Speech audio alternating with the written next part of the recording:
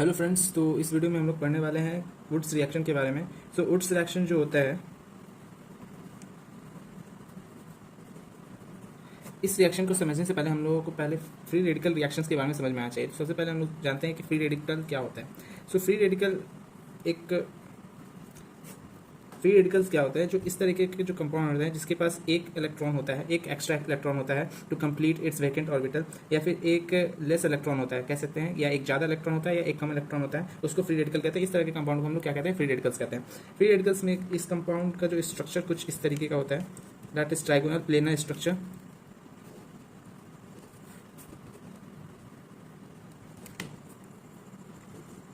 और इसके एक वैकेंट ऑर्बिटल में एक इलेक्ट्रॉन रहते हैं, ठीक है।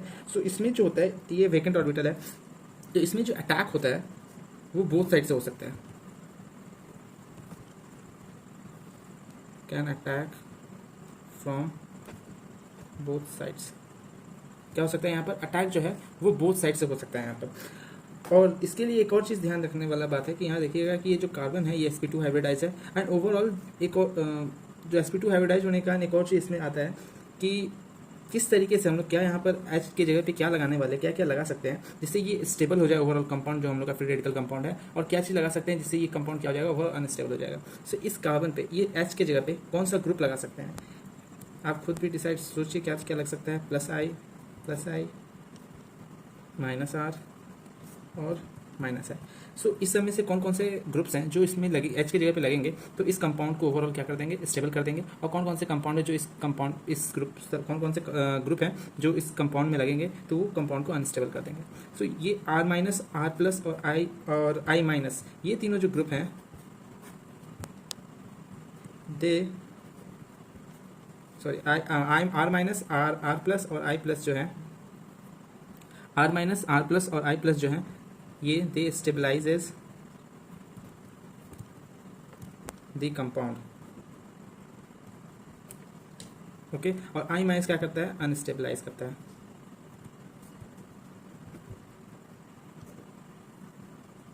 ये क्या करता है, अनस्टेबलाइज करता है, ठीक है। सो फ्री रेडिकल पढ़ने से पहले एक और चीज इसमें फ्री रेडिकल में हम लोग देख लेते हैं कि reactions, which type of reaction shown by free radical, reactions shown by free radical. तो फ्री रेडिकल जो है तीन तरह का रिएक्शन शो करता है। पहला कॉम्बिनेशन, सेकेंड जो शो करता है ये वो करता है डिसप्रोपोर्शनेशन, और तीसरा जो ये रिएक्शन शो करता है दैट इज रीअरेंजमेंट। बट जो ये रीअरेंजमेंट वाला पार्ट है, this is not in syllabus, not in the syllabus. So हम लोग ये चीज़ नहीं पढ़ने वाले हैं। हम लोग पढ़ेंगे कॉम्बिनेशन रिएक्शन के बारे में और डिसप्रोपोर्शनेशन के रिएक्शन के बारे में जो हमारा फ्री रेडिकल शो करता है। उसके बाद हम लोग वुड्स रिएक्शन के बारे में जल्दी समझेंगे, ठीक है। तो कॉम्बिनेशन रिएक्शंस में किस तरीके के रिएक्शन होते हैं, जैसे इसमें क्या होता है, हाई एक्टिवेशन एनर्जी के जो कंपाउंड्स होते हैं लाइक Cl, ये है, ये कंबाइन होकर के हाफ Cl2 बना देता है। इसी तरीके से H डॉट रहता है, ये हम लोग का H2 बना देता है, हाफ H2। ये जो CH3 है ये कंबाइन होकर के CH3 इस तरीके के कॉम्बिनेशन रिएक्शंस देते हैं। जैसे चौथे रिएक्शन हो गया CH3 CH2, ये हम लोगों का ऐसा कंपाउंड दे देगा। इसी तरीके से फिफ्थ कंपाउंड है, जैसे ये कोई एक कंपाउंड है, ये जो हम लोगों को कॉम्बिनेशन रिएक्शन इस तरीके का देगा। So these are the combination reactions जो हम लोगों को दिखता है फ्री रेडिकल रिएक्शंस में। हम लोग को और सारा रिएक्शंस भी दिखता है, जैसे एक देख लेते हैं, ये इंटरेस्टिंग ये क्वेश्चन। जैसे यहाँ पर क्या है, दो फ्री रेडिकल्स है, ठीक है। सो यहाँ दो फ्री रेडिकल्स है तो किस तरीके से कॉम्बाइन होंगे, 1 2 3 4 5, ये 5 का 5 का रिंग जो होता है स्टेबल होता है। सैचुरेटेड 5 कार्बन रिंग जो होता है क्या होता है, स्टेबल होता है। मैंने वीडियो में बता रखा है, आप समझ सकते हैं, ठीक है। सो ये हो गया। अगर इस तरीके का कुछ दिया हुआ हो, this plus Br radical, so ये क्या हो जाएगा, ये Br हो जाएगा। So these all type of reactions are the combination reaction that was shown by free radical. So अब आ जाते हैं डिसप्रोपोर्शनेशन रिएक्शन में, ठीक है। सो डिसप्रोपोर्शनेशन रिएक्शन पहले ये चीज़ पता करते हैं कि डिसप्रोपोर्शनेशन रिएक्शन शो कौन करता है। डिसप्रोपोर्शनेशन रिएक्शन वो कंपाउंड शो करता है जो अनस्टेबल होता है। और फ्री रेडिकल तो होते ही हैं बट वो अनस्टेबल होते हैं। अनस्टेबल कब होंगे, 3 डिग्री जो फ्री रेडिकल्स होते हैं, फ्री रेडिकल्स जो होते हैं जनरली शो डिसप्रोपोर्शनेशन रिएक्शन। सो 3 डिग्री फ्री रेडिकल जो होते हैं वो जनरली शो करते हैं डिस्प्रोपोर्शनेशन रिएक्शन। उसके अलावा अदर जो होते हैं वो डिस्प्रोपोर्शनेशन रिएक्शन नहीं शो करते हैं। अगर 3 डिग्री में भी अगर रेजोनेंस स्टेबलाइजेशन हम लोग कहीं दिख जाए या फिर कहीं दिख जाए कि कोई कंपाउंड जो है वो एरोमेटिक है या किसी तरीके से स्टेबिलिटी मिल रही है, तो यहाँ पर भी डिस्प्रोपोर्शनेशन रिएक्शन नहीं होने की संभावना रहती है। वहाँ क्या हो जाता है, कॉम्बिनेशन रिएक्शन ही हो जाता है। जैसे इसके जो एक रिएक्शन हो सकता है वो डिस्कस करते हैं। जैसे ये कंपाउंड है, ओके, ये जो हम लोग इसका जो डिस्प्रोपोर्शनेशन रिएक्शन करवाएंगे तो यहाँ पर क्या होने वाला है, यहाँ देखिए कि ये क्या है, 3 डिग्री है। 3 डिग्री पे मैंने बताया कि कॉम्बिनेशन रिएक्शन नहीं होता है। क्यों नहीं होता है कॉम्बिनेशन रिएक्शन? इसलिए नहीं होता है क्योंकि ये बल्कि ग्रुप, ओके, जैसे ये समझ आइए कि एक सेकंड में बताता हूँ। जैसे ये 3 कंपाउंड है, ओके, ये 3 कंपाउंड है, इसका यहाँ इसका इधर से CH3 है, इसका ये CH3 है, इसका ये CH3 है, ओके, और इसी तरीके से और 3 आएंगे कंपाउंड ऊपर से, तो मिडिल रिपल्शन तो नहीं होने वाला है, बट साइड वाइज जो रिपल्शन है, इसका CH3, इसका CH3, इसके CH3 से जो ऊपर से आएगा, इसका CH3 जो इसके ऊपर CH3 से आएगा उसका, इसका CH3 जो ऊपर इसके CH3 से आएगा उसका, तो बहुत ज़्यादा रिपल्शन होगा, जिसके कारण ये रिएक्शन जो होता है फिजिबल नहीं होता है, और ये रिएक्शन हम लोगों का डिस्प्रोपोर्शनेशन रिएक्शन देता है। तो डिस्प्रोपोर्शनेशन रिएक्शन किस तरीके से होता है, जो ये जो साइड में कार्बन है ये अपना H देता है, यहाँ से H और यहाँ से डिस्प्रोपोर्शनेशन से होगा, और यहाँ ये H लग जाएगा, और यहाँ पर ये कंपाउंड ऐसे बन जाएगा। सो ये 2 कंपाउंड यहाँ पर हम लोगों का बनता है, एक एल्कीन बना और यहाँ पर ये हो गया। सो डिस्प्रोपोर्शनेशन रिएक्शन कैसे हुआ कि आपको दिख रहा है यहाँ पर क्या हो रहा है, ये हो गया रिड्यूस्ड, ओके, और ये क्या हो गया, ऑक्सीडाइज्ड, ओके, क्योंकि इसने क्या किया, अपना हाइड्रोजन को लूज किया, और इसने क्या किया, इसने क्या किया, उसके हाइड्रोजन को एक्सेप्ट किया, इसलिए ये रिड्यूस हो गया और वो क्या हो गया, ऑक्सीडाइज हो गया। सो हम लोग कुछ और पढ़े, तब तक हम लोग आगे बढ़ते हैं। That is reaction, okay. So Wurtz reaction से पहले बहुत जरूरी था हम लोग फ्रीडल क्राफ्ट रिएक्शन के बारे में जाने, जो हम लोगों ने फ्री रेडिकल रिएक्शन के बारे में जाने। सो वुड्स रिएक्शन में क्या होता है, सो वुड्स रिएक्शन क्या होता है, एक एल्काइल हैलाइड्स होते हैं, उसमें हम लोग सोडियम के साथ ड्राई ईथर यूज़ करते हैं, ओके, और ये जो हमारा जो कंपाउंड बनाता है दैट इज RR + NaX, ये फॉर्म करता है। हम लोग इसका पहले जानने वाले हैं मैकेनिज्म, और उसके बाद इसका इंपॉर्टेंट रिएक्शन और इसके रिलेटेड जो रिएक्शन है वो भी जानेंगे, ठीक है। सो इसमें पहला चीज़ तो ये है कि ये सोडियम है, ठीक है। तो सोडियम के बारे में पहले जानते हैं कि सोडियम जो है ये एक इलेक्ट्रॉन अपने हाथ में लेकर चलता है, ठीक है, और एक इलेक्ट्रॉन लेके चलता है फॉर क्या चीज़ के लिए, डोनेट करने के लिए एक इलेक्ट्रॉन लेकर चलता है।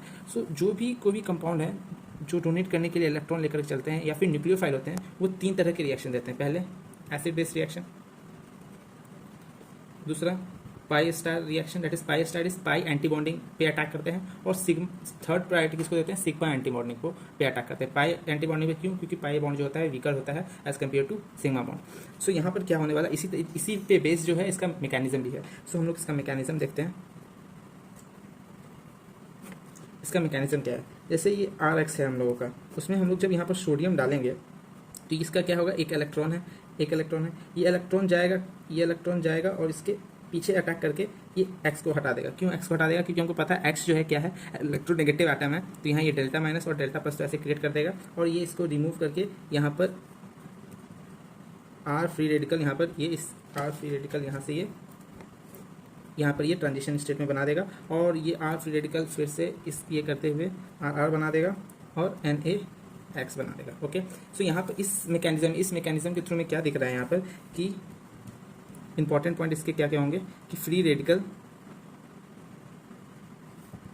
Mechanism followed, okay. इसका एक और मैकेनिज्म होता है, ये फर्स्ट टाइप ऑफ मैकेनिज्म है, इसका एक और तरीके से मैकेनिज्म होता है। जैसे क्या हुआ कि हम लोग ने यहाँ पर लिया तो एक सोडियम लिया तो एक तरह का हम लोग का रेडिकल बना। सो हो सकता है कि हम लोग 2 ले लेते हैं, हम लोग क्या ले लेते हैं, 2 सोडियम ले लेते हैं, ओके। अगर हम लोगों ने 2 सोडियम ले लिया तो हम लोग के पास 2 इलेक्ट्रॉन आ गया। अब 2 इलेक्ट्रॉन इस पर अटैक करेंगे, निकलेंगे, तो हम लोगों का बन जाएगा R- Na+ NaX, और एक और मोल ऑफ हम लोग यहाँ पर RX लेंगे, और ये जो नेगेटिव चार्ज है ये जाकर के इस पे R पे अटैक करेगा और ये X को निकाल देगा, ठीक है। क्यों निकाल देगा इस तरीके से, क्योंकि यहाँ पर फिर से क्या है, X क्या है, electronegative atom, delta X that is delta minus और डेल्टा प्लस बन जाएगा, इस पर अटैक करके इसको निकालेगा, और हम लोग का बनेगा RR + NaX। बट ये जो फर्स्ट हम लोग का जो मैकेनिज्म है वो मोर फिजिबल है, क्यों, क्योंकि यहाँ पर दिख रहा है कि नेगेटिव चार्ज बन रहा है, फिर से पॉजिटिव चार्ज बन रहा है, बट यहाँ पर क्या हो गया, फ्री रेडिकल मैकेनिज्म फॉलोड है, यहाँ पर ट्रांजिशन स्टेट बहुत ही नॉर्मल है। और यहाँ पर क्या है कि यहाँ पर हम लोगों का जो है कार्बा एनायन मैकेनिज्म, क्योंकि यहाँ पर कार्बा एनायन बना, कार्बा एनायन मैकेनिज्म फॉलोड हो रहा है, ओके। सो ये 2 चीज़ था जो हम लोगों को समझना था, ठीक है। सो यहाँ पर का जो तीसरा चीज़ ये है कि हम लोगों का इंपॉर्टेंट पॉइंट्स क्या होना चाहिए। तो इसके पहले इंपॉर्टेंट पॉइंट्स लिख लेते हैं। सो सबसे फर्स्ट जो इंपॉर्टेंट पॉइंट तो ये है कि both free radical and carbanion carbanion mechanism followed for the formation of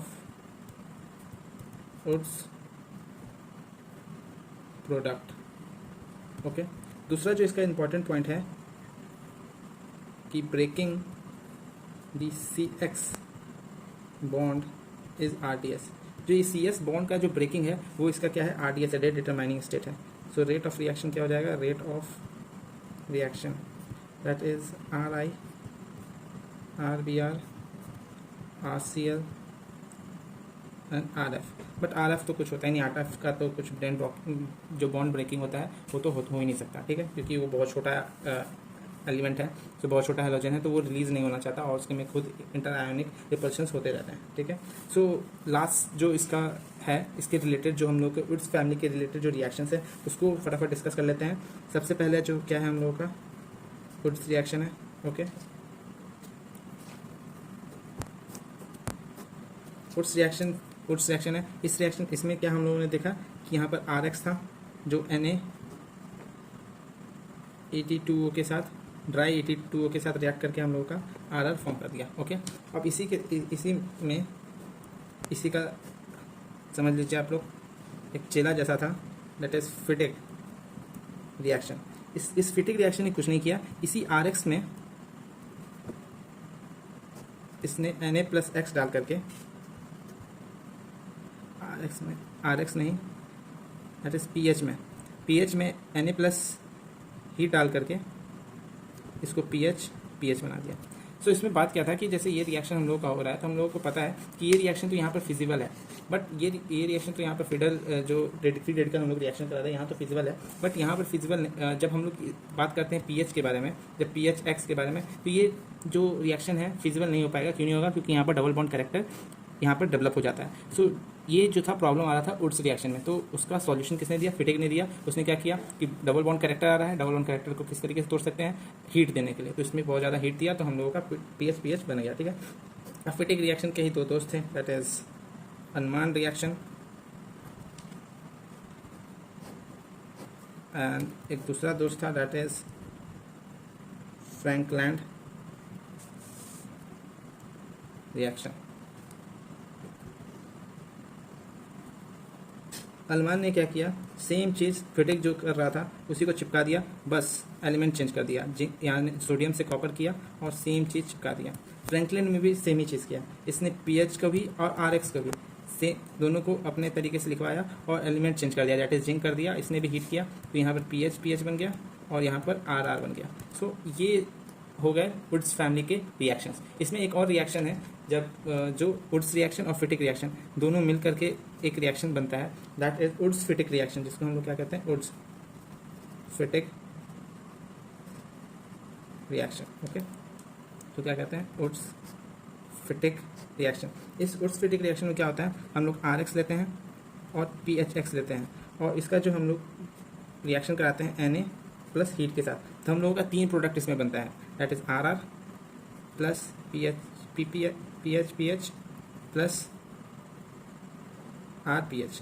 जो और इसमें जो मेजर प्रोडक्ट हम लोगों का होता है that is RPH is a major product. Although ये जो रिएक्शन होता है वुड्स फिटिक रिएक्शन, इसकी भी जो ईल्ड होती है वो बहुत ही कम होती है, बट तभी भी जितनी भी ईल्ड होती है उसमें जो मेजर होता है वो RPH का ही हम लोगों का रिएक्शन में मैकेनिज्म में मैक्सिमम ईल्ड देखने को मिलता है। So this is all about Wurtz reaction, Wurtz family reaction. इसमें मैंने फ्री रेडिकल के बारे में भी बताया, इसमें मैंने वुड्स रिएक्शन के मैकेनिज्म, इसमें मैंने वुड्स रिएक्शन के मैकेनिज्म के बारे में बताया कि वुड्स रिएक्शन में दो तरह के मैकेनिज्म फॉलो होता है, एक फ्री रेडिकल मैकेनिज्म फॉलो होता है, एक कार्बानाइन मैकेनिज्म फॉलो होता है, डायरेक्ट मेथड भी है, एक्स हटाओ RR लगा दो, ये होता है वुड्स रिएक्शन, ठीक है। और इसके कुछ इंपॉर्टेंट पॉइंट्स भी बताया मैंने कि वुड्स रिएक्शन जो होता है 2 तरह का दिखाता है मैकेनिज्म, फ्री रेडिकल और कार्बानाइन। इसका जो ब्रेकिंग ऑफ बॉन्ड जो होता है वही इसका RDS है, मतलब RDS क्या होता है, rate determining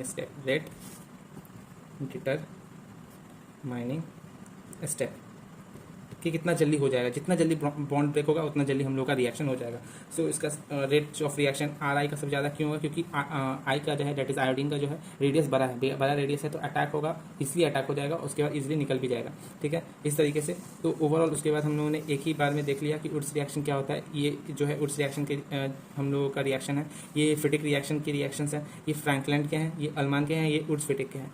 Hope you understand all the concepts which is covered in this video. Hope you like this video. So click on the thumbs up button and keep subscribing us.